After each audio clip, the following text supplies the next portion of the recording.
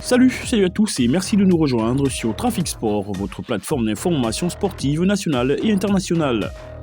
Aujourd'hui, on parle du noble art gabonais qui a été honoré via la Nuit des légendes, une organisation dédiée aux grands noms de la boxe gabonaise.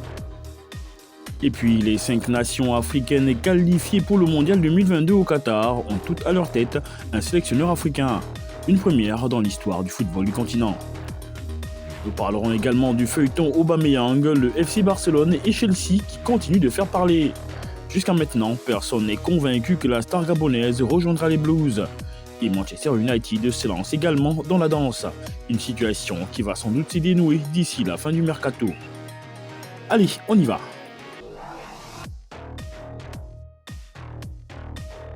La mémoire des boxeurs gabonais a été honorée samedi à Libreville avec une compétition de boxe dénommée la Nuit des légendes.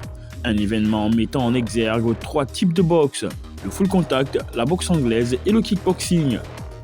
Des professionnels, amateurs de boxe et curieux ont été servis lors de cette première édition de la Nuit des légendes. Des légendes disparues qui ont fait les beaux jours de la boxe gabonaise. C'est la salle nationale de boxe du Gabon qui a servi de cadre à cet événement qui a rassemblé la crème des crèmes de la boxe anglaise, du kickboxing et du full contact du Gabon. Une manifestation qui a tout son sens pour les organisateurs. Ce sont les légendes qui sont décédées et qui nous ont montré le pays à bas aujourd'hui. Si aujourd'hui on a des clubs, si aujourd'hui on entraîne, c'est parce que ces gens-là nous ont montré ces choses-là. Cette compétition, c'était pour faire un hommage à nos illustres combattants, nos illustres grands frères et des gens qui ont mené le full contact au Gabon comme M. Bouda Carlo. Et voilà pourquoi aujourd'hui on a fait cet événement aujourd'hui qui a été nommé la Nuit des légendes. La Nuit des légendes 2022, c'est une organisation qui compte chaque année rendre un hommage mérité aux icônes disparues de la boxe gabonaise. On parle toujours de boxe, mais cette fois-ci dans sa variante arabe.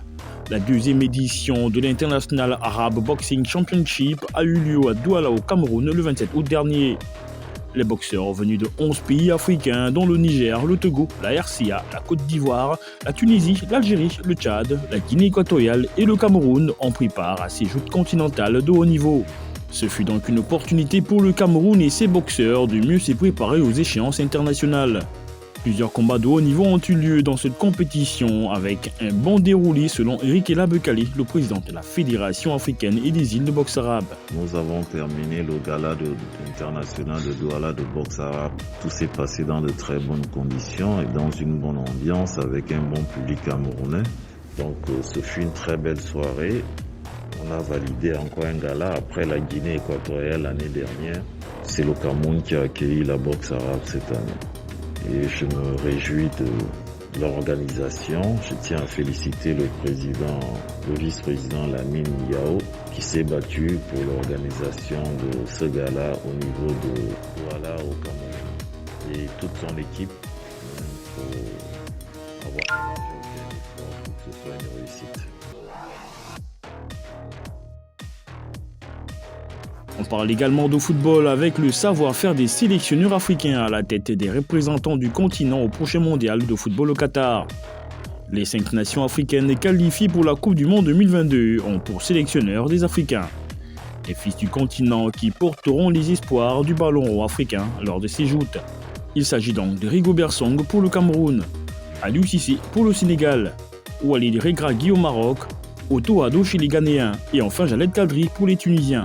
Bravo les gars et bon courage à vous pour la suite.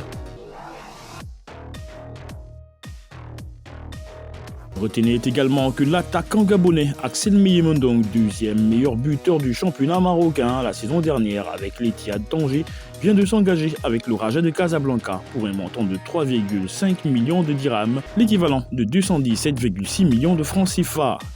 L'international gabonais était pourtant annoncé au Wydad de Casablanca, le rival de tous les temps du Raja de Casablanca. Axel Meyemondong a donc signé pour les 3 prochaines saisons. Une nouvelle aventure pour la Panthère du Gabon qui pourrait donner une autre dimension à sa carrière. Annoncé depuis plusieurs jours dans le viseur de Chelsea, l'attaquant gabonais a même d'ores et déjà trouvé un accord avec les Blues.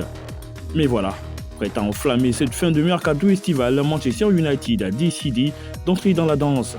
Sous contrat avec le FC Barcelone jusqu'en 2025, Pierre-Emerick Aubameyang attire les convoitises en cette fin de mercato estival. Manchester United est à l'affût d'un attaquant tueur et avec ses performances sous les couleurs du Barça, le Gabonais est la personne désignée. Une bataille entre Chelsea et United est en vue à propos du Gabonais.